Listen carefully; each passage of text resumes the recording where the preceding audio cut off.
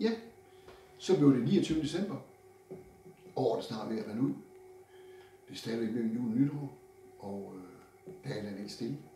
Så jeg vil tænde et lys. Og jeg ved ikke, man kan begynde med at tænde adventskransen, men jeg synes bare, at sådan nogle store, flotte lys, det, jeg synes, det er sådan lidt hyggeligt.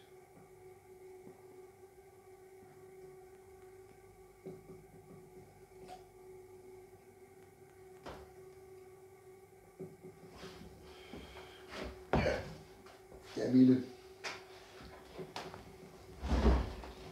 Det har været en spændende tid her, synes jeg, her i december måned, hvor vi også altid jo går og hygger os, og du skal så også have din smagsprøve i dag. I går, der var det jo hjerter, og den anden dag, men nu er det sådan en lidt anden form. Jeg tror ikke, det er dårligt. Skal vi lige prøve at se dit reaktionsmønster, hvor hurtigt det er? Er du klar? Ja, det er også.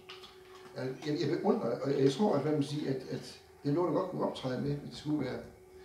Yes. Men ellers, så er det faktisk endnu en af Semmelakkeløs legender, og den hedder Flugten til Egypten. Langt borte i en ørken over i Østerland voksede der for mange, mange år siden en palme, der både var umådelig gammel og umådelig høj. Ingen, der drog gennem ørkenen, kunne lade være med at standse og betragte den, til det var meget større end andre palmer. Og folk sagde om den, at den sikkert ville blive højere end obelisker og pyramider. Så kunne denne store palme stå i sin ensomhed og skue ud over ørkenen, fik en dag øje på noget, der bragte dens vældige bladkrone til forundret at våge frem og tilbage på den slanke stamme. Ude ved ørkenens grænse kom 2 ensomme mennesker vandrende. De var endnu i den afstand, hvor kameler ikke ser større ud end myrer, men det var ganske sikkert 2 mennesker. 2, der var fremme i ørkenen, til palmen kendte ørkenens beboere. En mand og en kvinde, der hverken havde vejviser eller lastdyr eller telt eller vandsigt. Sandelig, sagde palmen til sig selv, disse 2 er kommet herud for at dø. Palmen så så hurtigt op til alle sider. Det undrer mig, sagde den, at løverne ikke allerede er ude at jage efter deres bytte. Men jeg ser ikke en eneste røre sig. Og heller ikke ser jeg nogen af ørkenens røvere. Ej, de kommer nok. Der venter dem en 7-dobbelt død, tænkte palmen.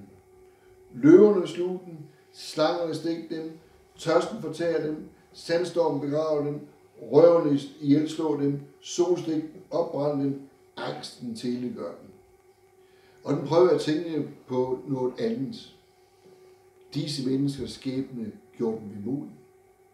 Men på hele den grænseløse ørkenflade, der lå udbredt under palmen, var det ikke en ting, som den ikke havde kendt og betragtet i 1000 år. Intet kunne fængsle dens opmærksomhed. Den var nødt til igen at tænke på de 2 vandrere. Ved tørken og vinden, sagde palmen, inden i det den dermed anråbte livets farligste fjende.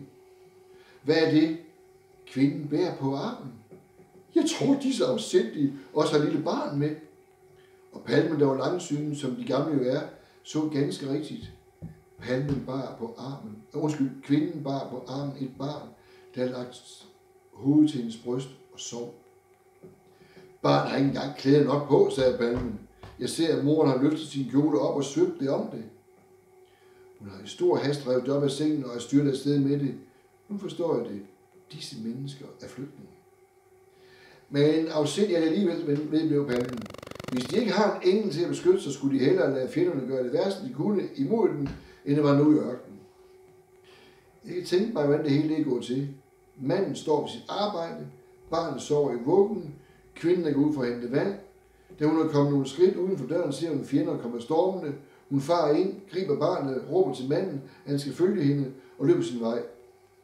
Siden har de været på flugt flere dage. De er sikkert ikke hvilet et øjeblik.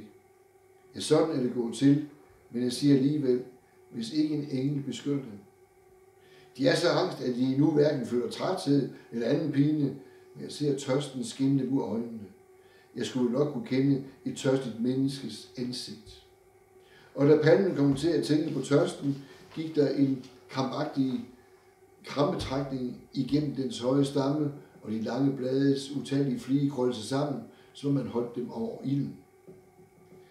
Hvis jeg var et menneske, sagde, ville jeg aldrig våge mig ud i ørkenen. den er så modig, som vores herude, uden at have rødder, der når helt ned til de uudtømmelige vandover. Her kan være fare selv for palmer. Selv for sådan en palme som mig, kunne jeg råde dem, ville bede dem vende om. Deres fjender kan aldrig blive så grusomme imod dem som ørkenen. De tror måske, det er let at leve i ørkenen, men jeg ved, at selv jeg stundom har haft ondt ved at holde mig i live. Jeg husker engang min ungdom, da en hvirvelvind kastede et helt bjerg af sand over mig. Jeg var nær ved at kvæles. Hvis jeg kunne dø, var det blevet min sidste time. Palmen vedblev at tænke højt, som ensomme gamle gør. Jeg hører en vidunderlig melodisk susen far igennem min kronesaten. Alle fligene på mine blade må være kommet i bevægelse. Jeg ved ikke, hvad der rører mig ved syn af disse stakkels mennesker. Men denne bedrøvede kvinde er så skøn. Hun minder mig om det vidunderligste, jeg har oplevet. Og mens bladene vedblev at bevæge sig i en susende melodi, mindedes palmen, hvordan engang for meget længe siden 2 herlige mennesker havde gæstet oasen. Det var dronningen af Saba, der var kommet hit, fuld af den vise Salomon. Den skønne dronning var på vej hjem til sit land. Kongen havde fulgt hende et stykke på vej, og nu skulle de skilles.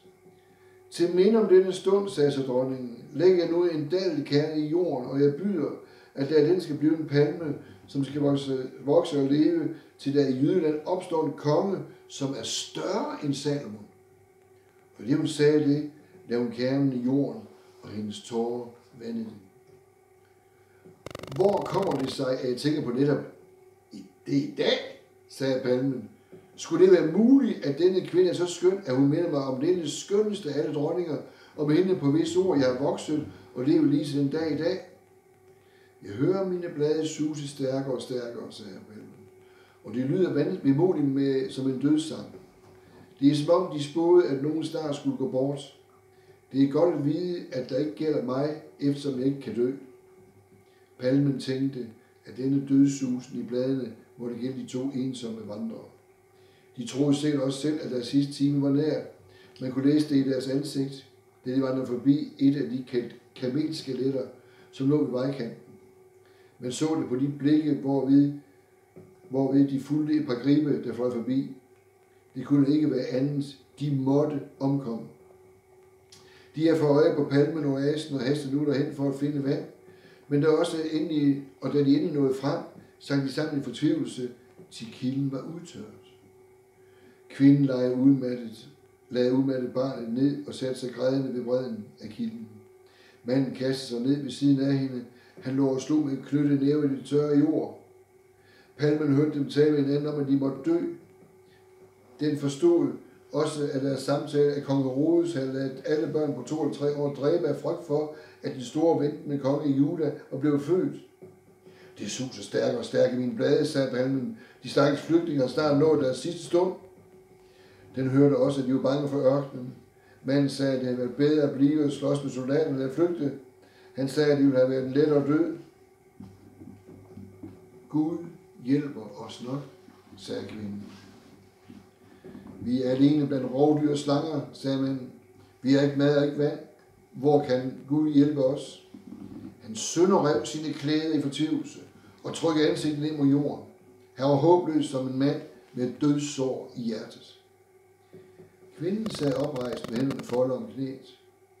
Men de blikke, hun kastede ud af ørkenen, fortalte om en trøstesløshed uden grænser.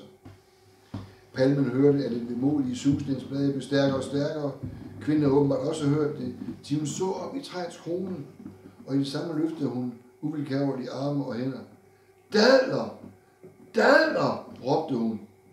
Der lå en stor længsel i hendes stemme, at den gamle palme ønskede, at den ikke var højere end gyvlen, og at den staller var lige så let at få nå, som tårnebuskens røde bær. Den vidste nok, at dens krone hang fuld af dadelklasser, man skulle mennesker kunne nå op til en så svimlende højde. Manden havde allerede set, at dadelklasserne hang så højt, at det var umuligt at nå dem.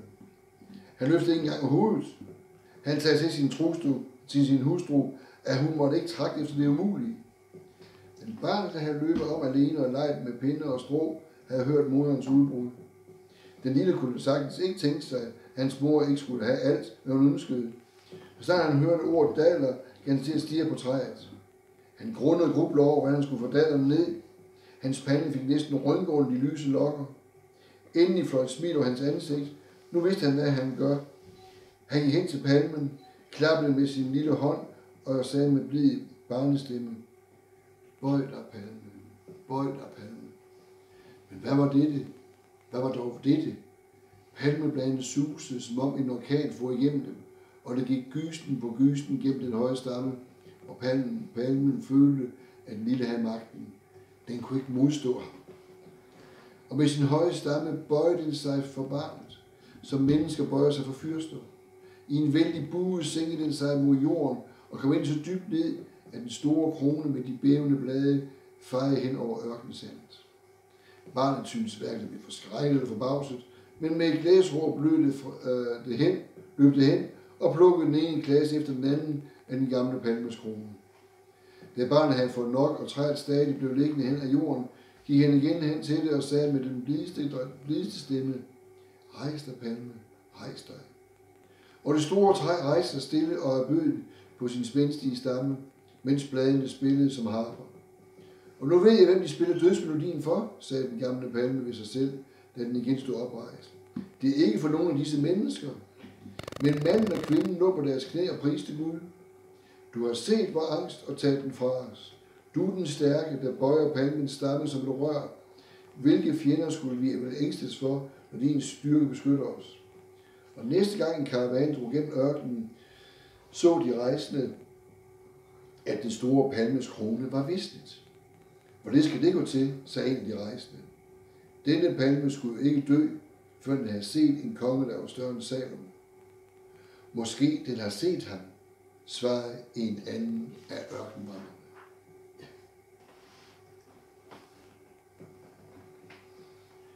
Det er en dramatisk historie. Og den salme, som jeg har tænkt mig, at vi lige skulle runde af med i dag, det er: Her kommer Jesus dine små, af Brorsom fra 1732, og jeg vil lige læse et par af versene. Her kommer Jesus dine små, til dig i Betlehem at gå, oplys enhver i sjæl og sind at finde vejen til dig ind. Vi løber dig med sang imod, og kysser støvet for din fod.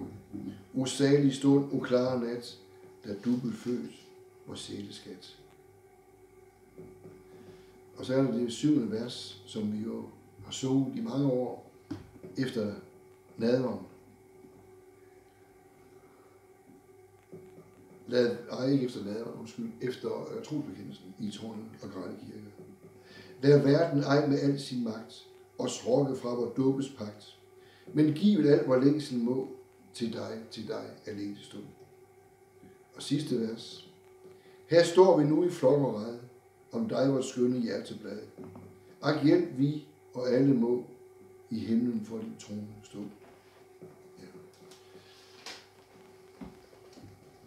Ja. Lige med henblik på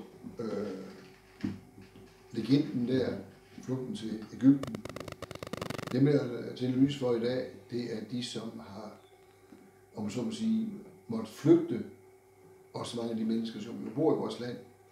Og der ses jo ikke til, hvad nationalitet, hvilken religion man har, når man flygter. Men mange af dem er jo også kristne, som er flygtet fra andre lande. Og hvis man skal ikke lige glemme jo, at der er også meget en kristen forfølgelse stadigvæk i verden. Og det er jo rigtig, rigtig trist og træls. Og det er selvfølgelig også opfordret til, at vi jo støtter dem, som er på flugt, både økonomisk og i vores forbøn, og på anden vis, hvis det er muligt. Så alle jer, der er på flugt, og der har været på flugt, er til at lys for jer.